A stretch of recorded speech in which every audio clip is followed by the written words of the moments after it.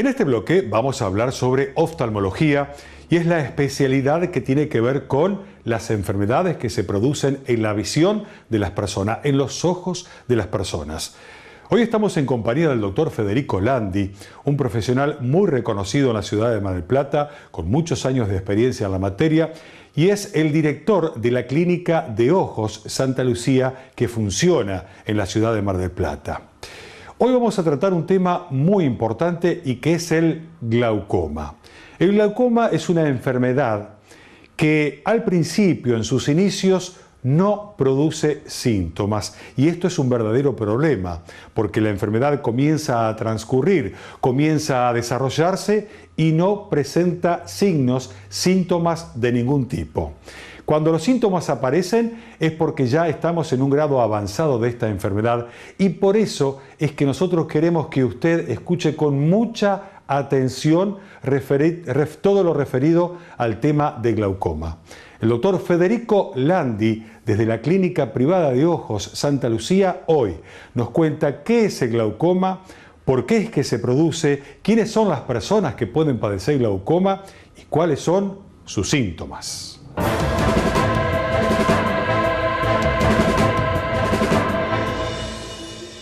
En el ojo podemos dividirlo en dos segmentos, digamos, el segmento anterior y el segmento posterior.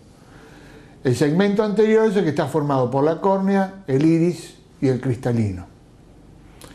Y el segmento posterior, la retina y el nervio óptico. Cuando hablamos de glaucoma nos referimos fundamentalmente al segmento anterior, que es donde se produce. ¿Por qué se produce? El ojo normalmente tiene una determinada presión para que pueda funcionar adecuadamente. Cuando esa presión se altera, cuando esa presión sube, es cuando se produce el glaucoma.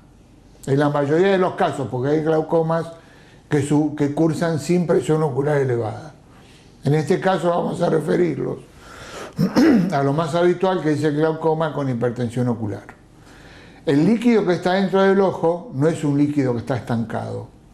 Ese líquido se forma por detrás del iris, en el cuerpo ciliar, pasa a través de la pupila y se absorbe, se drena del ojo por un conducto que está en el ángulo que forman la córnea y el iris. Ese lugar se llama trabeculado y es por donde se drena el líquido que está dentro del ojo. Cuando hay alguna obstrucción en el drenaje, no puede salir la cantidad de líquido que se fabrica, se rompe el equilibrio y aumenta la presión. Este aumento de la presión es importante porque con el tiempo provoca la atrofia del nervio óptico y eso causa ceguera. Además, lo que se perdió de nervio óptico, como todo el sistema nervioso central, no se regenera.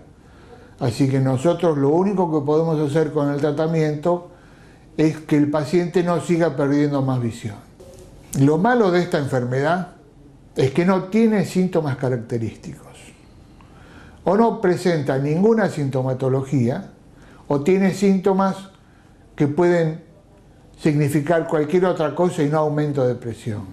Es decir, no significa que yo tenga tal síntoma y eso sea un aumento de presión en el ojo. Puede haber lagrimeo, puede haber fotofobia, puede haber sensación de cuerpo extraño, pero hay infinidad de patologías oculares que pueden dar esa misma sintomatología. O sea que para que un paciente esté seguro que no tiene glaucoma, debe controlarse la presión ocular.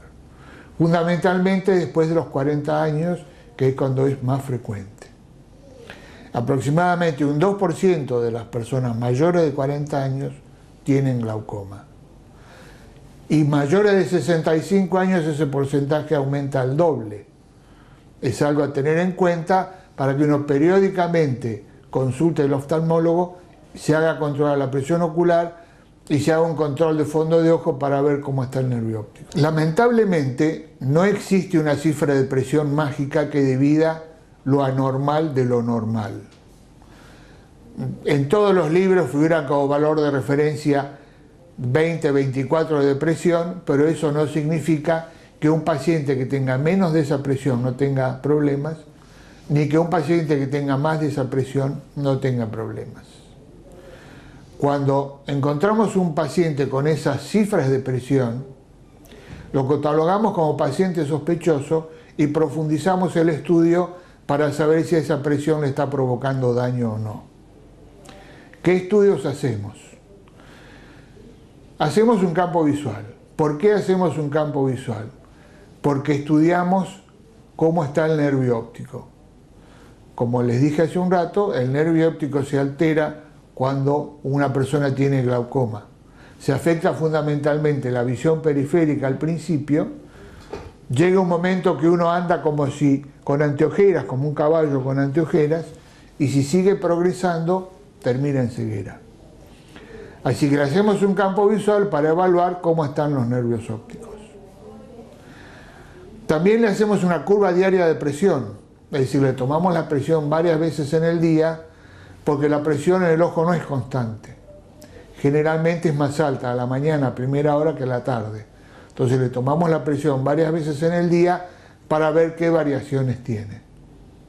También le medimos el espesor de la córnea, porque al medir el espesor de la córnea tiene importancia porque como la presión se toma del lado de afuera con un aparato que se llama tonómetro, si la córnea es delgada, es más delgada que la córnea promedio, el valor que nosotros estamos tomando con el tonómetro es menor que lo habitual. Y si al revés, la córnea es muy gruesa, cuando nosotros tomamos la presión, el valor que nos da es mayor que la presión que tiene el paciente.